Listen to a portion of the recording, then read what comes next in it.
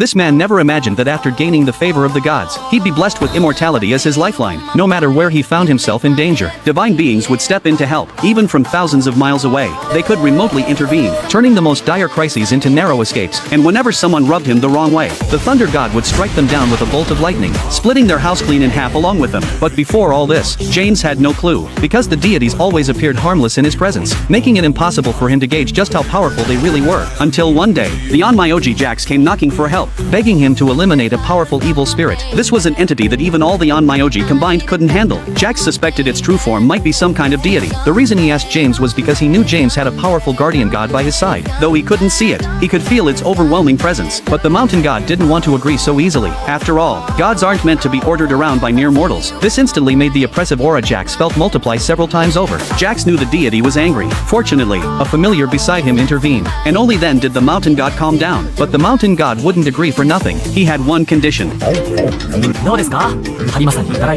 After carefully savoring the red bean mochi, the mountain god was very satisfied. That was the condition the mountain god wanted. Though he agreed to Jax's request, he wouldn't go himself. Instead, he'd have his familiar accompany James. Early the next morning, James set out. According to Jax, the target was inside the temple right ahead. Originally Jax wanted to come with James, but the evil presence here was so strong that they couldn't even get close, so they could only pin their hopes on James. Shortly after entering, the evil spirit sensed his presence and moved to eliminate any living being that stepped into this place. His first instinct was to pull out his sticky notes. He knew his written words were effective against evil spirits. This move made the evil spirit settle down. The spirit's physical form consisted of dolls, though there were many evil spirits. Since this time the mountain god's familiar was with them, dealing with these small fries was no problem at all. The only thing to watch out for was the evil spirit's leader. This was also a doll, but the malevolent energy it radiated was incomparable to the others. Since the enemy was airborne, James simply scattered some sticky notes and used wind magic to blow them over. As long as they hit, he could purify it. But he clearly underestimated his opponent this time. Before his sticky notes could get close, the evil spirit knocked them away, and the attack it launched was so fast that even the mountain god's familiar couldn't react. Just one strike and it was already seriously injured. The next second, James was also caught by the doll's hair. It gave him no chance to pull out his sticky notes. Just as James was about to be taken out, he cried out to the mountain god in his mind for help, and it was this one call that the mountain god, thousands of miles away,